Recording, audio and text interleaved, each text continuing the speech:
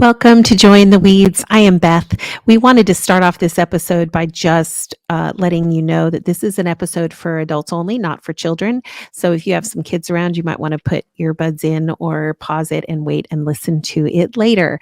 As you can imagine, or guess, we are talking about sex, which is something we've wanted to talk about for a very long time. So we hope that you enjoy. Listen, Kim and I really believe that this is a very important conversation that we need to be having. And it's a conversation that especially as Christian women coming together and having these conversations are important. So thank you for joining us. We are open and honest and unabashedly just who we are. And we share with you, we really share with you our hearts in this episode. So we hope that you enjoy. Life is messy and unpredictable. Being able to find joy in the weeds of life is so important. I'm Beth. And I'm Kim, and we are so glad you've joined us as we figure out how to hold joy in one hand and struggle in the other. Welcome to Joy in the Weeds. And here we are. Here we are. So Joy in the Weeds. Welcome. Yeah, we were just chatting Yes. before we start recording about what we're going to talk about today, and we haven't decided. We haven't decided, so But it was actually interesting what Yeah. we were talking about. So we decided just to hit record and then try to figure it out on the fly because Okay. that's what we do. Yes, that is what we do. So Kim was thinking, go ahead, Kim. Well, I'm just bouncing off you. I was thinking we could talk about sex.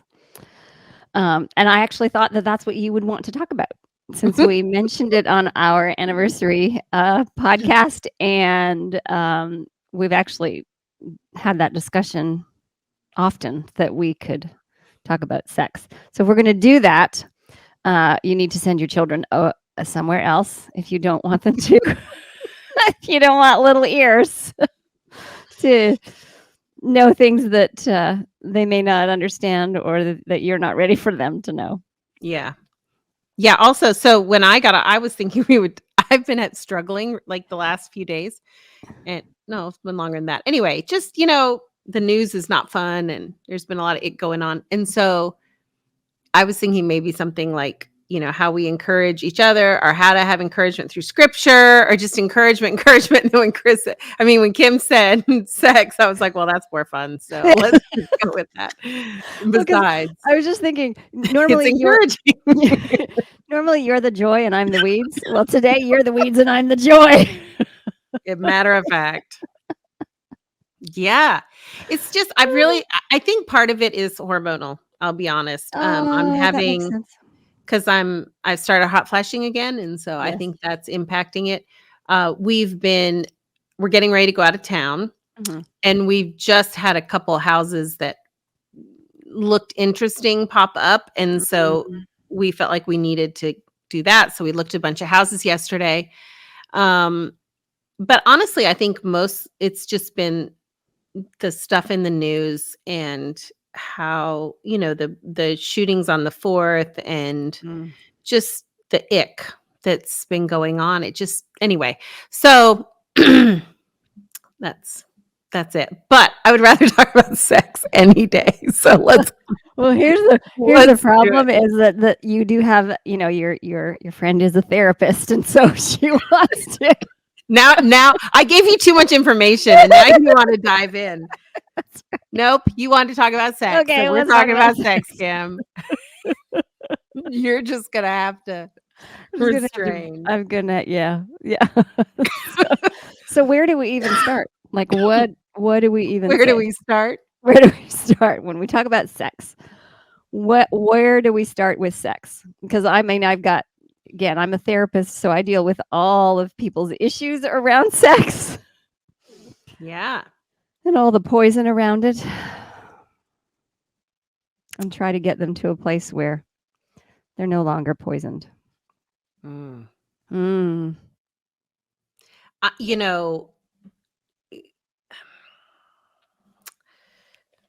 Yeah. I don't know. We're way too quiet for a podcast. We need to hurry up. People are going to be turning. Nope. Sorry. They're too slow. I think when the first thing that I think of when I think about sex and having great sex is having a great relationship. And I know people will argue that have different what do you call it? Different value system. Mm-hmm. But I think I personally just really believe the most beautiful and hot sex.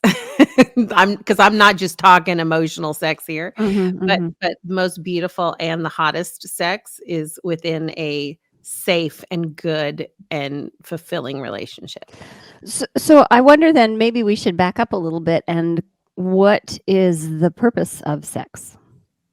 Like what is its purpose and where do we get that information? Well, now you're getting all deep and unfun. now, now you're approaching sex very much from a 4 perspective and not from a 7 perspective. Well, because I'm all about the deeper meanings of things, right? Of course you are. But really, I mean, honestly, people, okay, again, value systems, yes. If the purpose of sex is physical pleasure, if that's its purpose, not that it happens, but that's the purpose. If the purpose is physical pleasure, then what does that look like? If its purpose is procreation, then what does that look like in terms of relationship? If it was procreation, we'd go into heat. Okay, right, exactly. And we wouldn't desire it other than when it was necessary. So I right Well, off we're the going to bat throw that one away. completely. I'm dumb. just No, I know. I shouldn't have said dumb. I know people. There are actually very well-meaning individuals who believe that. So, but I strongly disagree. Oh, I think it was created for great joy and pleasure and to answer your question. I mean, I personally passionately believe that it is intended to be a powerful bonding experience within the marriage relationship. That's a whale of a lot of fun. so a powerful bonding experience.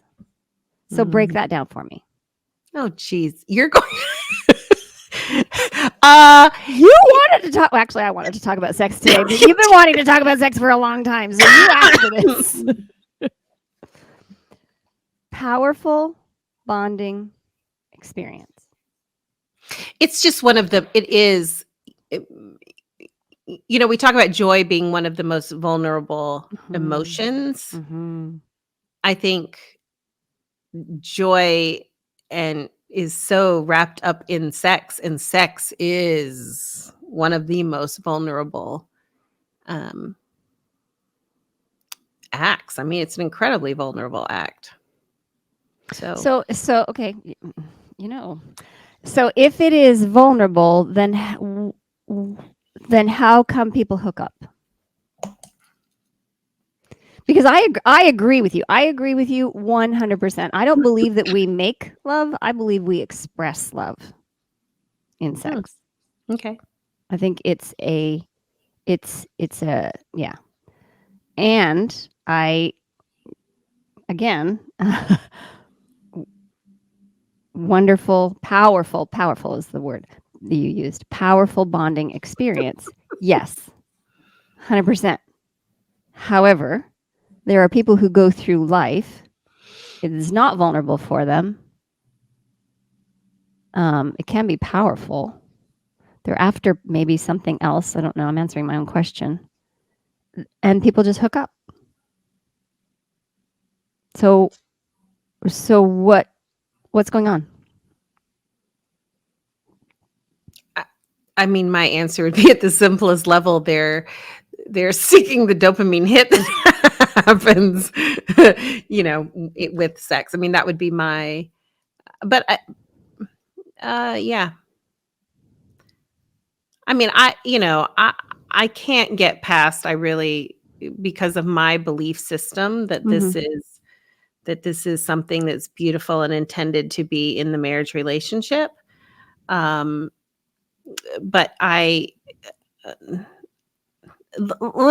yeah, I'll just leave it there. Well, okay, so I'm just going to go back to the title of our podcast, Joy in the Weeds. Okay, sex is very weedy for a very lot of people. A lot of people, yeah. Well, And even when you usually have really good sex can still be very weedy. And even if you have a really beautiful relationship, sex can be weedy. I mean, sometimes our bodies fail us, sometimes our, the truth. emotions fail us. The junk that's happening in the world gets in the way in our, you know, in our minds, and it makes sex weedy or non-existent for some people. Some people just have really bad sex and they've never known anything differently, and they have a hard time enjoying it. And, for many, what? Sorry. Well, now I'm like, okay, next question. What's bad sex? What would that look like? Oh, wait, I mean, from what I've heard, no. Forced sex is bad sex. Oh, 100%. Yes. And that doesn't necessarily mean that's not forced, as in not just like rape or assault, coerced. Coerced sex. Yeah, some would argue that's also rape, though. Yes, So I would in I my own do. head, but there Right. yes. And there are many wives Right. Right. who are coerced into having Ah, sex because we have been taught in Christian communities mhm. that men need sex and it's our duty to give it to them. Yeah. And that is a lie from the pit of hell. Yeah. Yes. And and bad sex is that. It's when you're when every bit of you is not wanting it. Mhm, You don't want them. You mhm, don't want to do it, mhm, and you feel like you have to, and you mhm. just have to lay there and take it. It's bad sex, but there's a lot of people that have that, you Yeah, know? there are. There are a lot of people. So I so would let's also talk about argue good we sex. will. We will. We're getting there. We're getting there. Okay. But if we don't help women, Uh, and of course my heart is for women. If yeah. we don't help women understand what's what's true and what's like what their experience is, and that this obligation sex is a lie that we've been fed, if we don't help women, like sometimes we have to bring things to light so that we can dust the get the dust away. I would also argue, going to go back to bad sex, I would also argue that unemotional sex is bad sex. Sex purely for the physical pleasure of it, when there's not an intimate emotional relationship. Not to say that sometimes as a married couple, like it's like, let's get it on. Yeah, you're not yes, but I see what you're saying. but I'm talking about these one night stands, or I would also argue that that is bad sex when there's no other intimacy involved in the bigger picture of the relationship.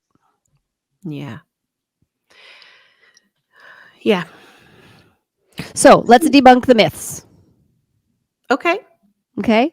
Myth number one: men need sex.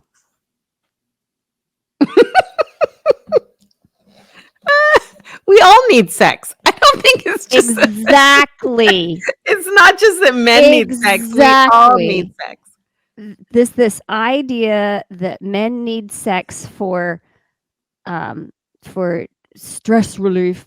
Does sex relieve stress? 100%. Mhm. Are men bombarded in this world by sexual images all over the place? 100%. Is that going to affect their brains? Yes, it is. But this idea that men need sex like you need water or you need food or air, we need it at a different level, and we all need it. Yeah. Sex is for men. Another myth. Is sex for men only? No. And where would the evidence of that be? Because we were given an entire organ that does nothing other than give us pleasure. Exactly. They were not. Exactly. I mean, some So might we argue. really could argue that sex is for women. Some might argue that male genitalia is only for that, but it's not. It has other Exactly. purposes, and the clit Right. is only for us for Only. joy. Yeah. Exactly. Yeah. Yeah. No, I really believe it. You know, it is. I'm curious though. I think you're talking about myths.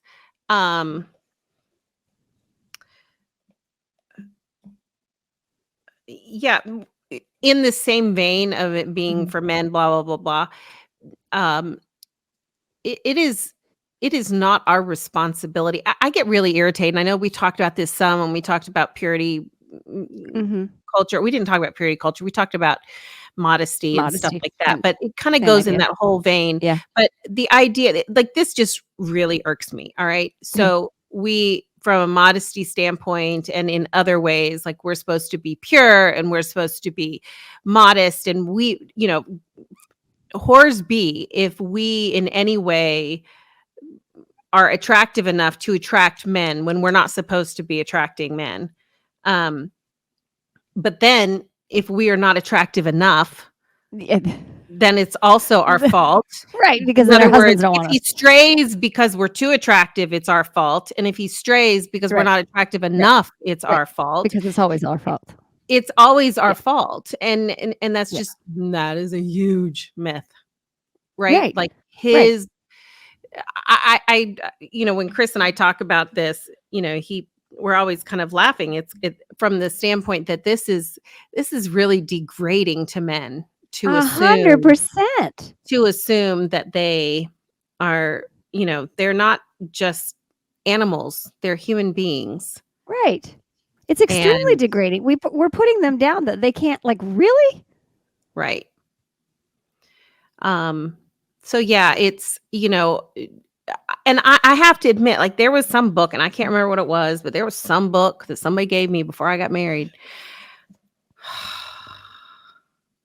You know, and it talks so much about, you know, being attractive enough and having the house nice and basically setting that, like, always being available and ready and all of that crap. Sorry, that's the only good word to put. Well, yeah. It's just not, it's now, don't misunderstand. I like to look good for my husband. In fact, we're getting to go on this trip to Hawaii, and that's one of the things that's been causing me stress this week, is trying to figure out, you know, what I like. But it's not so much about just pleasing him, although that's part of it, right? Like, I want to look good for him. I want him to, you know, I want to, you know, look good for him. But I also want to be myself, and I want to be, and I'm, you know, just trying to figure that out. And I want to be comfortable, and I want to be, and so trying to figure out, like, what is that? What does that look like? And, you know, no offense, but right now, trying to find a dress that's not a tent is very challenging. It's either a tent or it's just a few pieces of strings of fabric. Like, literally yesterday there was a dress, it was nothing but strings. It was unbelievable. Like, slightly wider strings in certain parts, but woo. And then the next one is quite literally a tent from your neck to the floor. It's like there's no in between. So anyway, I bet it's been a challenge, but trying to figure out and trying to sort of work through how much of this is what you're trying to do because you're wanting to be attractive for your husband, and how much is it that, what is for you, what you like and how you want to present yourself. And I think that's something that a lot of us get really confused a lot of the time. But so I do want to present myself in an attractive way, but at the same time, I got to get out of my head. Like, it's not, I think, and this is the difference.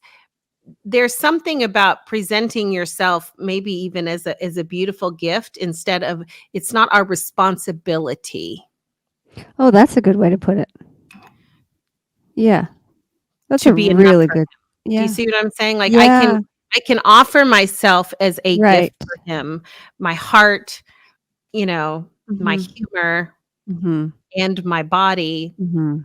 all of it, but it's not my responsibility to be something so that he has enough of whatever. Right. Just to piggyback off of that, I think one of the things that purity culture has also, I mean, with this idea that we're not giving men enough credit, is we have confused finding someone attractive with lusting. Mm. I find men attractive. I don't. Yeah. My husband is not the only one in the world who is attractive to me. Yeah. I find men attractive. Oh, he's nice to look at, and then that's it. Like, there's Right. nothing further. And what we've done with what I think we've whatever, I can't even think of the word, but when a man, it would be normal for a man to find a woman attractive. It would be normal. Mm-hmm. And then that's it. The problem comes when they want to take ownership of. Right, which is that objectification of women, which is not just the world that does that. Mm-hmm. The church has done the same thing. Mm-hmm. We've just coded it in biblical language. Right. Or language from the Bible. I don't want to call it biblical. We've coded it with language from the Bible. Right. Where women are only here to serve the needs of men. Their careers are what matters. It's their ministry that matters. It's their house that we got to keep the house nice for them. We got to keep the children quiet for them. We got to make our bodies nice for them. We got to be ready for sex for them. That is not God's way at all. Okay, so what is God's way? God's way is mutuality. Mm-hmm. God's way is reciprocity. God's way is rich and full and service. But what is it specifically? But what does it specifically look like? For instance, because you were using like having the house clean for him, having the you express that in very like real life terms. What are the real life terms? The real life is God's way. The real life term, when the dishes are on the counter, put them in the dishwasher. Whosever hands they are. God's way is building a life together. God's way is okay. If this works for you, he does the outside and you do the inside. That's fine. If that's what works for you. Mm-hmm.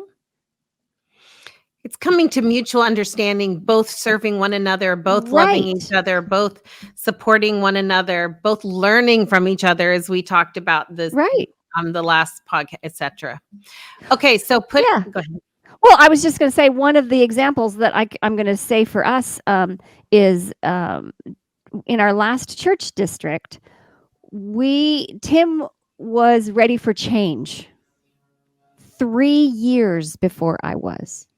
And every time we would be approached with a possible move, Tim's answer would be, Kim is not ready for that yet. Yeah. and I won't do that to her. So, right now, Chris and I are looking for houses. Right. And I was telling him yesterday that there have been some houses that we've looked at that have, like, I really resonated with me, right? And I still, there's little twinges of wishing, not Mhm. maybe wishing is not even the right word, but just I connected with the house, right? Mhm. Like I Mhm. just it was Mhm. like I connected with it. Mhm. However, Mm. there was something about it that was off-putting for Chris. So Mm. then it is not an acceptable choice for me. Right. And it's not that, but his is the same. Like Right, there's something that exactly. he's feeling connected to. Right. If there's something missing from it for me, or I'm just not then it's not, It's and not it. it's just not it, Yeah. because each other is so important. But I wanted to be talking about sex because Okay. we said we were going to talk about sex. Well, I mean, the same principle goes with sex. Sex is a 100. mutually pleasurable bonding experience. If it is not that, then something needs to change. And if it is, if there is ever something, okay, I hate when people start going down, when they talk about sex and they start going down the do's and the don'ts and the things that are more like more acceptable Christian or whatever and not others. Um, but I'm just here. I really strongly believe that it needs to all be something that is mutually Mhm. pleasurable. Mhm. And it's not that there aren't something, like sometimes I give gifts. Mhm. Does that make sense? Mhm. And other times I receive gifts. Mhm. So I'm not saying that it's not sometimes more one-sided than another. However, it can never be off-putting or Right. awful. Right. And if it is, then Right. it is not on the menu. Right. Right. Exactly. Exactly. And that goes back to the coercion thing. Yeah. And if something is off-putting, then you have to have that conversation. But the sad okay, I'm gonna go back to the weeds. The sad thing is many couples can't have that conversation. How do you have the conversation? Let's just talk about Oh, that for 2 goodness. seconds. Like, when and how do you have the conversation? Um, well, it's certainly not in the act. Okay.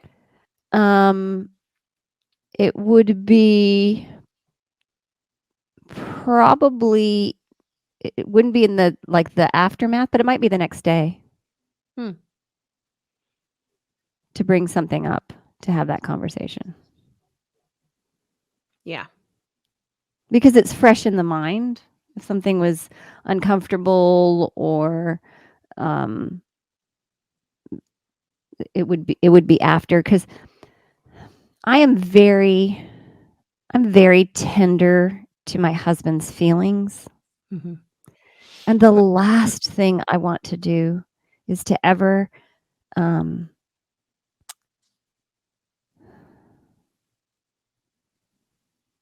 is to ever have him feel condemned for something that there's no intention on Yeah. his part.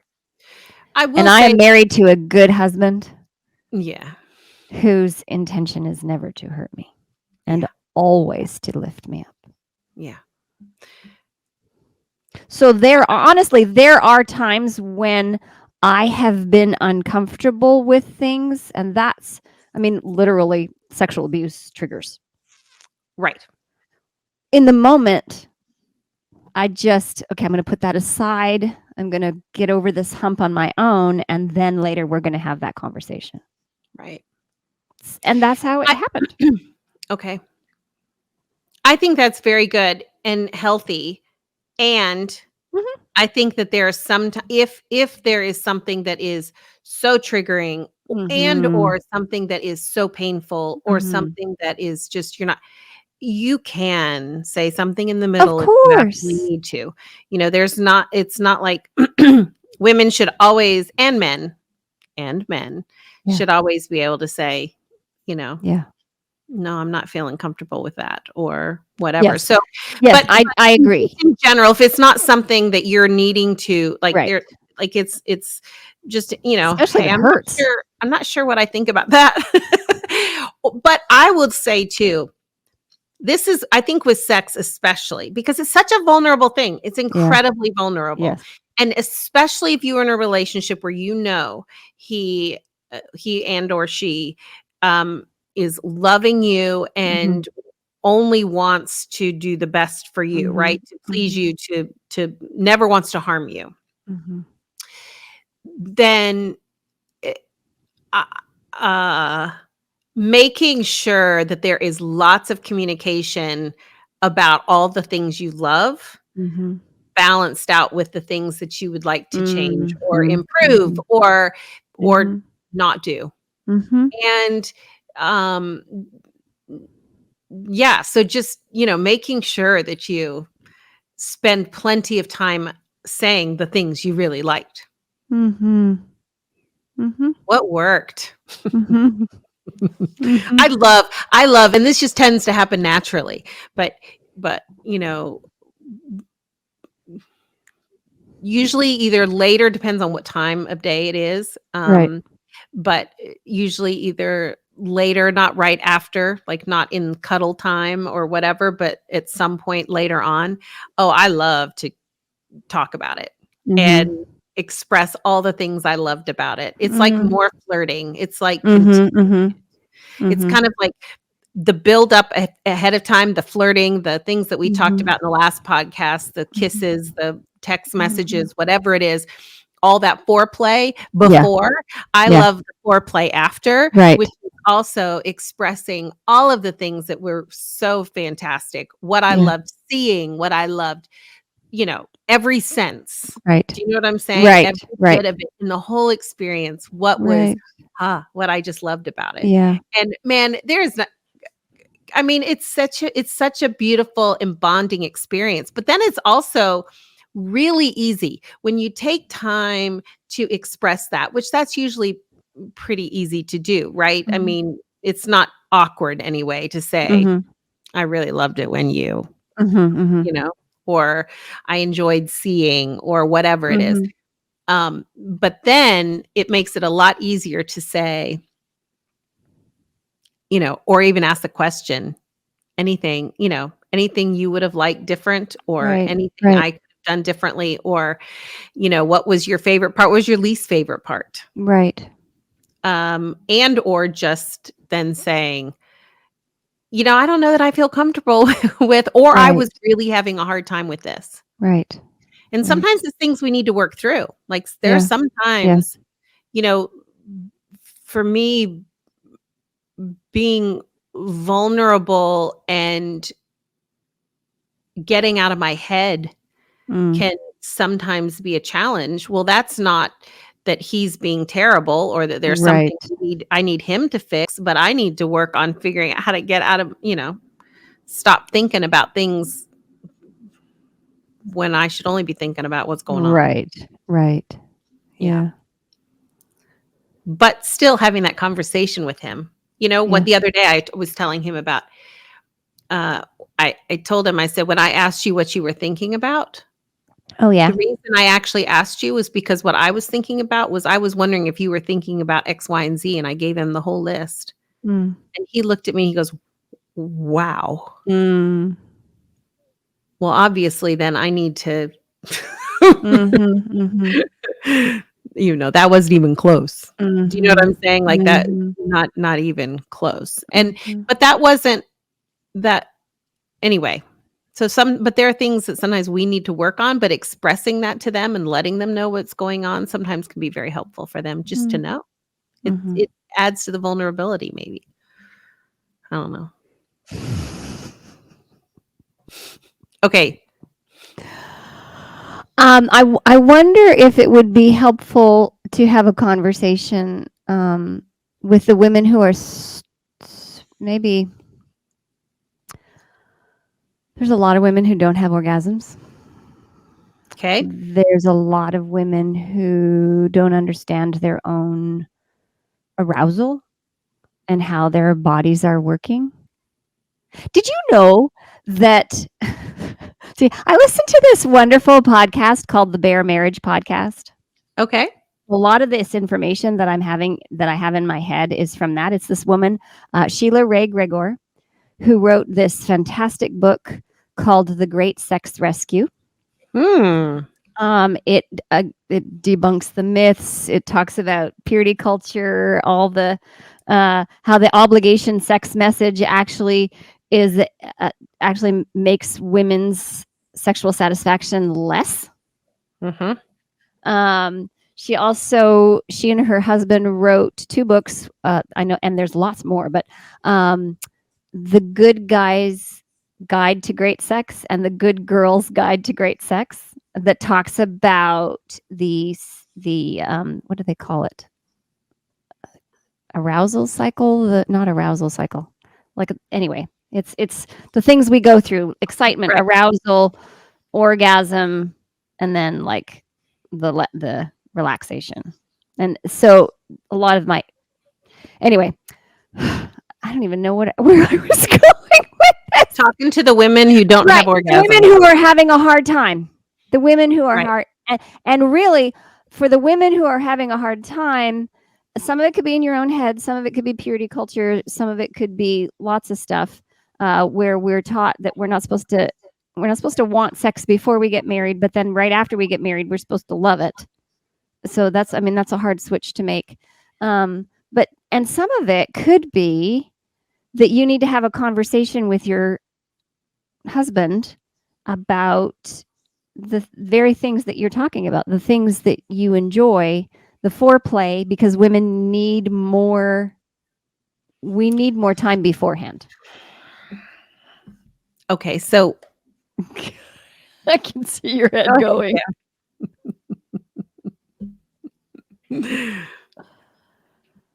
Well, go ahead. No, I'm curious. Like, okay, so what is the solution for women that are not having orgasms? Well, I don't. That's a huge question. I don't. It depends on the situation. There are some women who don't have orgasm during intercourse. Right. And they need manual stimulation. Right. In order to reach orgasm. And that is a conversation that needs to be had. So a lot of times when women are not satisfied sexually, the men may not be educated as to how a woman's body works or what's pleasurable or whatever. Okay, your brows are furrowed. No, they're not. What are you thinking? Bright coming in the window. Yeah. What are you thinking? I think there are also women who don't have a clue. Yes, actually, yes. Yes. And yes. Because the nerves around the clitoris, or however you say it, like, we're just learning what that looks like. Yeah. And what, like, that's a huge nerve ending, apparently, and it looks like a wishbone. Like, it's so we're just learning. Did you know? I learned this is a fascinating, interesting fact that at some point, and I don't know the specifics, so I really don't know the fact. Is what I'm trying to say. I heard the other day they were. It was in a documentary, and they were saying that the whole, the clitoris or clitoris, and which is much larger than what the head. That is what most people think of. It's like this, it's quite large, and it is, anyway, substantial. But that it was taken out of medical journals. Yes. Not even in medical journals. Like, what? Until very recently. That's the craziest thing. See, that's what I'm talking about, how society has removed women from the mutuality of it and put women in the place of objects to satisfy. Yep. I was on scrolling Facebook, wasting time, and there was a clip from Jimmy Kimmel Live, and they were asking men, like, how many uteruses does a woman have? How many ovaries how many fallopian tubes? Now, I'm sure they were trying to be fun. Like one guy said a woman had 6 ovaries. And I'm sure they just showed the men who didn't have a clue. What was really funny is one of the men was married to a gynecologist. That was hilarious. But it really just it kind of reinforces what you're talking about. Yeah. That in medical journals it's not even there. And Right. men don't have a clue. Women don't even have a clue of their Right. own bodies. Right. Because we've been taught in the culture that I grew up in. I was taught about my period, Mm-hmm. but I wasn't taught about anything else. Yeah. And my So- body is amazing. Yes. And it is Our not. bodies are. I think one of the we first have to. I think it comes down to there has to be this letting go or acceptance that either letting go of the ick, right, that's gotten us where we are, which is that we are more of an object to satisfy another than we are in this mutual satisfying relationship, and so many other things. But I think there has to be this kind of letting go of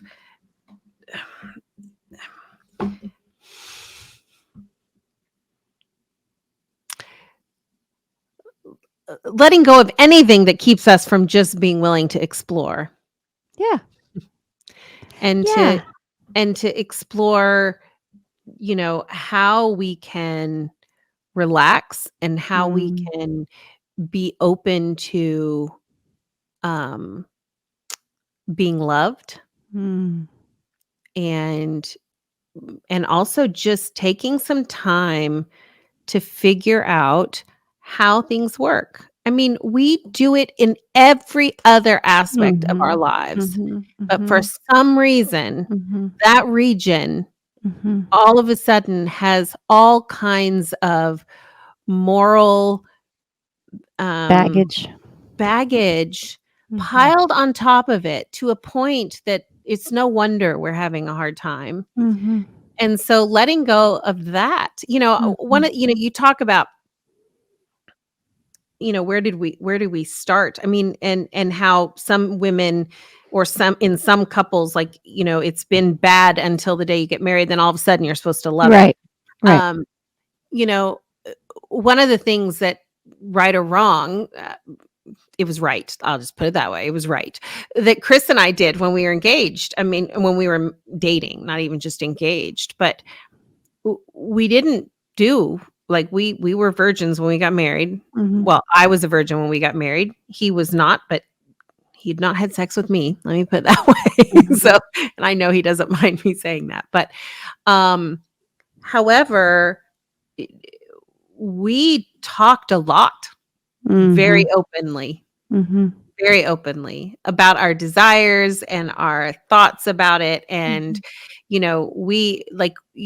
we had been kissing and we were really wishing we were able to do more or wanted to do more, we talked about it. And so it wasn't like this thing that was, we chose to wait until we got married because of our religious beliefs. But we still were very open and talked about it being a glorious thing that we couldn't wait for.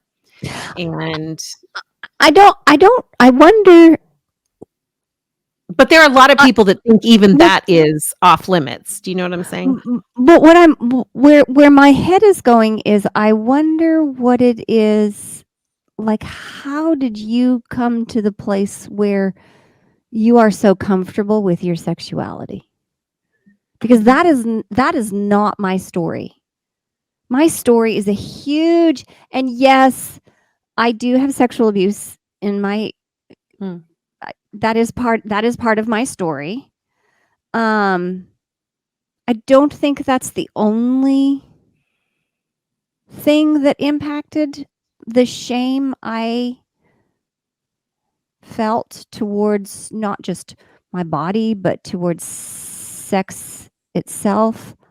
Like there's no way when Tim and Well, I one were of the dating, there's no way we did not have conversations about sex. We did not start having conversations about sex until about maybe 10 years ago. We've been married wow. 34 years. I think a lot of the reason that we were able to was because we'd had the conversation and I think I've shared this on here before, but certainly anyone that knows Chris and I has heard this story, so sorry.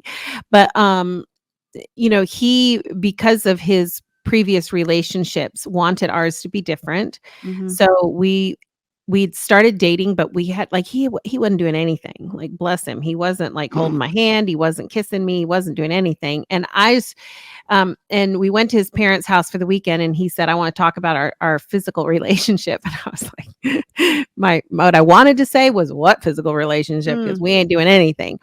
And instead, but I didn't. I just said, "Okay," and it was very awkward. But he proceeded to tell me the reason he wanted to is because of how things had been in previous relationships. Mm-hmm. He didn't want that to be our story, and he wasn't going to treat me the way he had treated them. But he also didn't want me to assume that that's how he had always been, that he felt like he needed to be honest with me right up front, to know that this was a change, this was something different, but this is how he was going to be going forward. But he said it'd be very helpful for me, and I think for us, if we could talk about the physical part of our relationship, what we are comfortable with and what we are not comfortable with before marriage. And then I will be the one to make sure we never cross those lines. And so you're saying he said that. I want people yes. to hear that loud and clear. Yes, that's what that he it said. was Chris who said, "I am going to make sure we do not cross that line, those Correct. lines."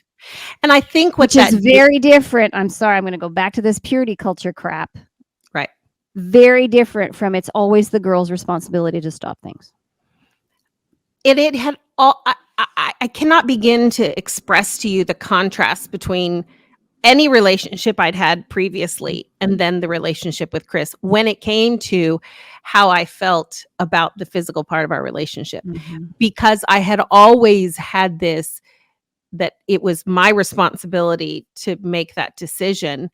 And, that it was a very uncomfortable, tense place to be. Always. Let me tell you what, with all of that gone, I'd never wanted anyone more, like it was, it freed me to be able to even acknowledge that I had desire. And to, be open with that and know that it made the relationship from the very beginning for me very safe. And so then I felt like I could talk about it. And so we did. And we, there were times when I tested him.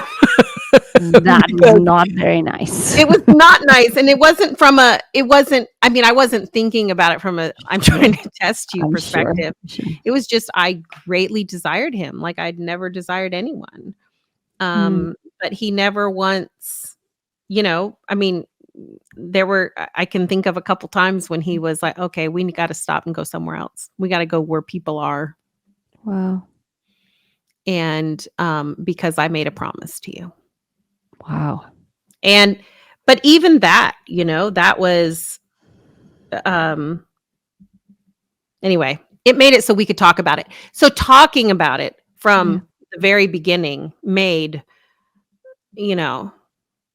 even in the very beginning when it's awkward and it's new and I had no clue what, when I think about what our sex life was like from the very beginning and what it's like now, there's night and day, right? Oh, Completely yeah, different. It's for getting better sure. and better and better and better. All the time, Even yeah. even with our older and more failing Yes, bodies, right? exactly, But uh-huh. it's still way better. However, um, it was still absolutely remarkable right Mm, off the bat, just because we were able to there were no walls that we had put up. We just mm, because we've been talking about it. mhm, mm. So, I don't I would venture to say that more people's stories are like mine than yours.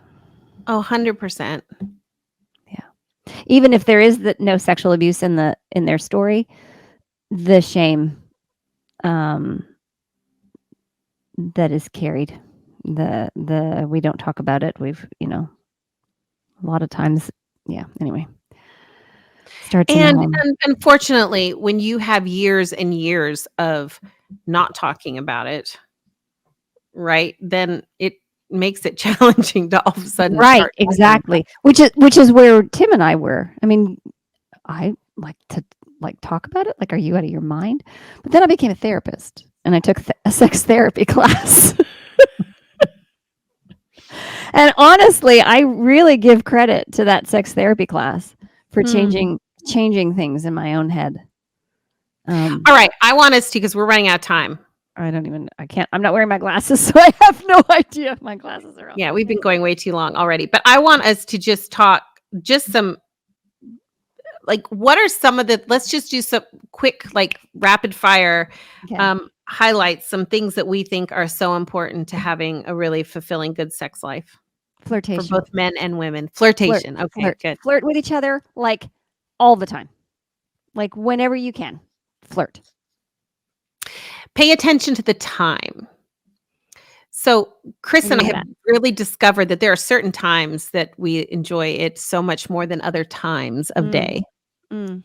And I'm not going to tell you what time it is, but there is a time that we just consider the golden hour. I mean, it's not, it's an odd time. It's not available every day. I'll just put Mm, it that way. mm. And, but yeah, so the other day, Chris sent me a text and he said, I'll be home by such and such a time. And Nice.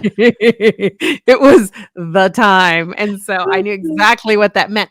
But the point being that there are, and sometimes it's different. Mhm. Sometimes couples, he has a time is better Yes. for him than she has. That But figuring yeah, out when that time is and kind of paying attention to that because it can be a lot easier certain times of the day. yeah. I would say, um, variety is the spice of life. Hmm. Uh, go to a different room, uh, change things around. Yeah, I'll leave it at that. But So when there's the routine, like the routine of it, like doing this, like it's like, okay, well, it's Tuesday, we're gonna have sex and we're gonna do it this way. This is the way we've always done it. Try something new. yeah, Even if it's just going to a different room, try something new. acknowledge that or try to remind yourself that as long as it's something that both of you are enjoying, Mhm. we don't need to put a lot of morality on certain things and Exactly. not other things. Exactly. So if it's Yeah. something that is pleasurable and enjoying to both of you, the You point of sex is to enjoy one another. exactly, And let me tell exactly. you what, the older you get, and I know that there are a lot of people out there that have things happen in their lives that make sex very challenging. Mhm. Let me put it this way: intercourse very challenging, Mhm. but sex is so much more than that. So, but just and so, man, sometimes you need to to this variety, the spice of life, mix it Mhm. up too, and don't put morality on things as Yeah. long as you both are enjoying it. Right. That's the only compass you really have is that it's mutually enjoyable for both of you. Yeah. That's really the only compass. Hmm. That there's no coercion involved. It's mutual, there's exploration, and for those of you with young children or school-age children, empty nest is the best time of your life. Not everyone believes that, but Hang we in do. there. We Even do. I am postmenopausal. Even postmenopausal. It only got better. The Yeah. older my kids got, the better it got. I I also have some compassion for yourself when you're Yeah. in that midst of craziness with young kids and bills and trying to work hard and manage all the things that you're managing. Just have grace for yourself. However, schedule it if you have to. Yes. Make Oh, yeah. sure you are Oh, yeah, doing it. that's the question. How many times a week? Or how often? I say week because I have a night it's like at least once a week. 2 Yeah, or 3 Chris is and better. I think I said this to you off Yeah. camera, off speaker, whatever, last time, and that was that, Chris and I, when I was doing a lot of traveling, we found ourselves a couple times going way too long Yeah. without because of schedules, and we finally said, okay, we're going to commit to be in the same county. Yeah. No, the same house or hotel room Yeah. at least once a week. We Yeah. are going to find a way at Yeah. least once a week, get Yeah. together and have Yeah. sex. And not only have we been very successful in that for a very long time now, but we found it making sure we do that. We end up Yes. thinking about it more and we're doing it Right. a lot more. Right. So Right. it's a lot more fun to have that. And if you've gone a long time without having sex, Mhm. I will tell you this, Chris always laughs about the fact that I'm one of those women that when we have sex, then I just want more and more and more. And so, which I understand is not Not everybody. everyone's story, and that's fine because we're all different. And that's the Right. other thing. Be kind to yourself because we Yes. all are different. Yeah. However, it can help to sometimes just do it Yes. and then Yeah. get Because back into being lovers, because if you've not been lovers for a while, then you need to just get back at it. Yeah. Yeah. And okay, so at least once a week, I think we would both agree with that. And that I would say, even as a therapist, I would say for your marriage, like that's important for your marriage. If you're doing it every day, that's a problem. Like that's not normal and something else is going on. Unless you're on vacation, because sometimes when you're on vacation, it's an everyday thing. But I think if it's generally a demand for sex every day, that's not okay. The other thing I would say to help it to make it better too is if you do have sexual abuse in your story, or you have sexual shame or body shame or anything, you work on it.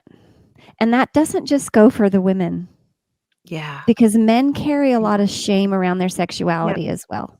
Yep. So find somebody that you trust. It could be another couple that's older that can mentor you.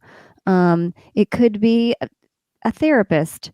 If you have a good pastor, it could be someone that you talk with. It could be a good friend. It does just have the conversation with somebody who's safe, non-condemning, open-hearted, willing to hear your story, not fix you, but just listen. And really tackle that, because I'm telling you, a good sexual relationship with your spouse, there is nothing like that. It's yeah, it's good. It's very good. It's very good. Very good. One other thing, I finding some time, especially if you have challenges, like if you're someone who has a hard time with orgasming or having an orgasm, or if you've just, you it's not been very fulfilling, take some time, plan a sex trip, date, whatever, That's a great day, idea. weekend where you spend the whole that like all you're doing is going to focus on that. It's not about sightseeing. It's not Right. about, find a place with good room service and just take time to explore and to talk and to, if you've set it aside as, okay, we're going to have Mhm. a sex weekend. Um, and we're going to talk about it and we're going to explore and we're going to see what works. Because a Mm. lot of times we get hung up on the Mhm. how much time we have. We're all in Mhm. busy schedules, Mhm. right? Or I'm Mhm. tired, or you know what? This has just gone on long enough. Mhm. Okay, Mhm. whatever, we're done. Um, and so taking the time to do that, you can learn a lot and Mhm. have a lot of fun doing it. And maybe it'll help things Yeah. other And times. So. and oftentimes when you make the decision, like Oh like yeah, I'm a big we believer just in make the we're decision. just gonna go ahead and make that decision, and then that actually, like, your body will catch up with you Right, because right. your mind has made the decision. Mhm. And I Yeah, do I do I d you and I are very, very we are blessed beyond measure, Beth. We are yeah. blessed beyond measure because of the men that we are married to. Mhm. And I know it goes the other way as well. That's not everybody's story. Right. Um, and so I really just want for those of you who are listening who this whole conversation has been very painful, that there's very little joy in the weeds of your sexuality or your Mhm. sexual relationship. My heart goes out to you, and I don't. There's nothing I can say that's going to make you feel better, Mhm. except that, to the best of my ability, I see you, Mhm. and I wish it was different. Yeah. No question.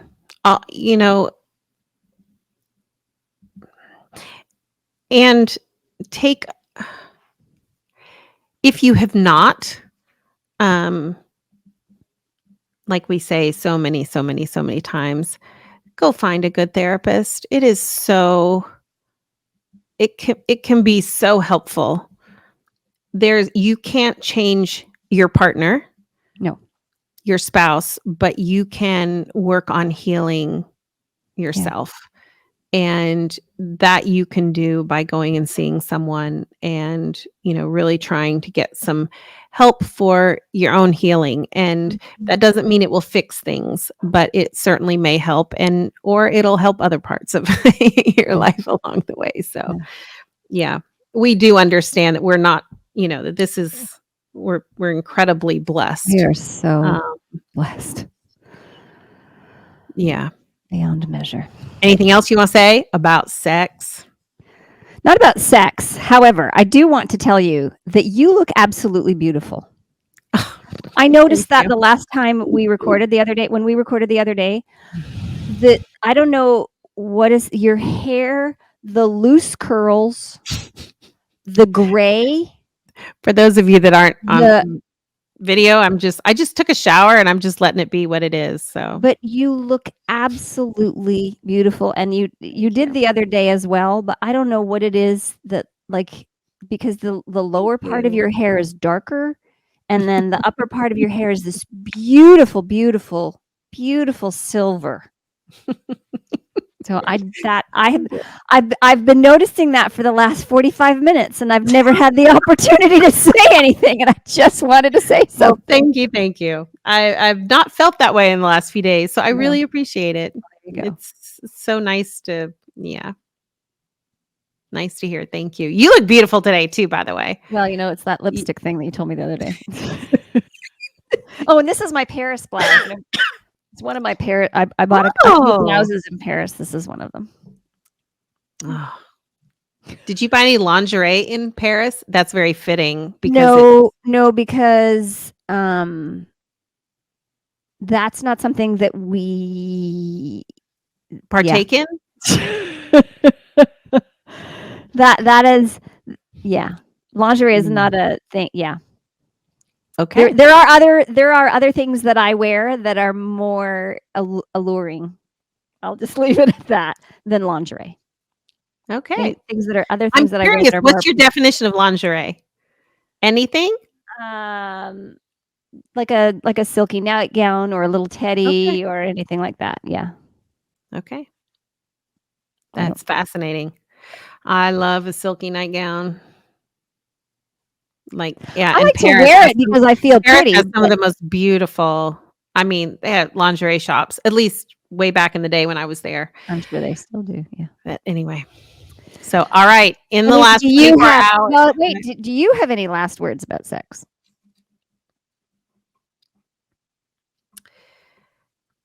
make it a priority Mm. to do work if you need to do work, Mhm. to just do it if you need to just do it, to find joy in it.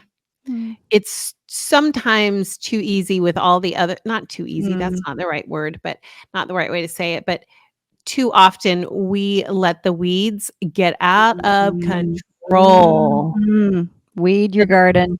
I like oh that. my word. Yes, yes, yes, And we're yes. not talking about a never mind. Yeah, I Yeah. realized that was a poor That's choice of hilarious. word, but that's not what I meant. That is hilarious. But anyway, no, just, and also bring God into it. And the reason I say that is not about morality and right and wrong, but I just really believe that God created you to be a sexual Mhm. being, and sexual being something that is pleasing and fun and enjoyable, or he would Mhm. not have created our bodies the way he did. Mhm. And so Mhm. acknowledge that he, with a Mhm. great smile on his face, when you, as his beautiful son or daughter, has a safe and beautiful and glorious sexual experience, is just Mhm. delighted Mhm. Mhm. that you have Mhm. figured out how to work together to have that Mhm. glorious experience. And so Mhm. acknowledge that it's not only not bad, Mm. but that it is something so good So good. that he created for your pleasure, and he wants you to have that pleasure. Yeah, exactly. So to seek after it and to find it by doing the work that you need to do, and maybe taking a sex vacation. Right. If you take a sex vacation, you better send us an email and tell us. Not tell us about it, but just tell us you did, because I want to know. Um, you know, but that it is something that God takes great delight in. Like Mhm. he didn't create it all. And anytime Satan takes something and perverts it, Mhm. in my opinion, he only does that when it is something that is really precious to God. Mhm. Mhm. Very true. And so your sexual pleasure and joy is incredibly important to God. Yes, it is. Yeah. So, anyway, all right, in the Okay. last 24 hours, Kim Cove, what is something that's brought you joy, laughter, or a smile? This is actually the easiest question today because it is these 24 hours that bring me the greatest joy. Because 26 years ago today, I was in the hospital in labor Mm. because today is my son's birthday. Oh, that's And this awesome. whole day is one of tremendous joy because that I was going to say that boy, but he's not a boy anymore. He is an incredible, incredible young man, brilliant, full of compassion, um, just integrity, uh, very kind to his mother. That sometimes I have to tell him it's not his job. Mm. um, but I am so grateful for him and all the things that he taught me. That's beautiful. That's so good. And I've been sitting here trying to figure out what my answer is. I'm also Like I freaking said, out because my dog is in the other room licking something off of and she comes in here and I'm like, holy cow, what did she get into? Okay, I'll quickly come up with something so we can get off here. Um, eh, yeah, this is going to sound really weird, but it's the only thing I can think of. So, uh, I no, I know what it was. Yesterday evening, it's less than 24 hours. Yesterday, my son called me and said, "Hey, what are you guys doing?" I just texted Chris and said, "What are you doing for dinner? I really would enjoy something." No, that was more than 24 hours ago. Shucks. Just do it anyway. Who cares?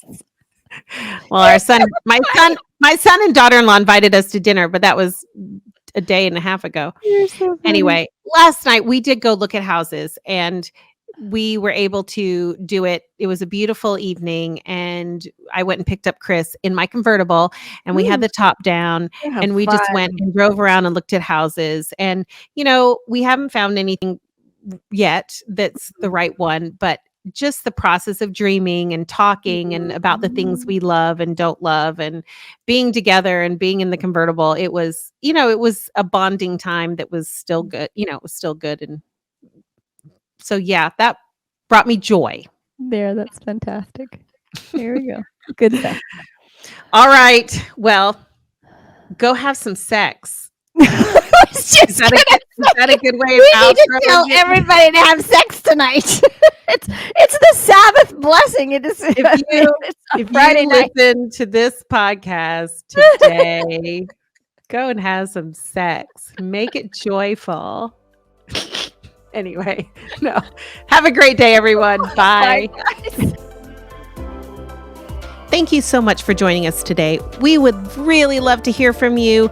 So please find us. We're on Facebook and Instagram. Just search for Joy in the Weeds. You can also email us. Our email address is joy@carolinasda.org.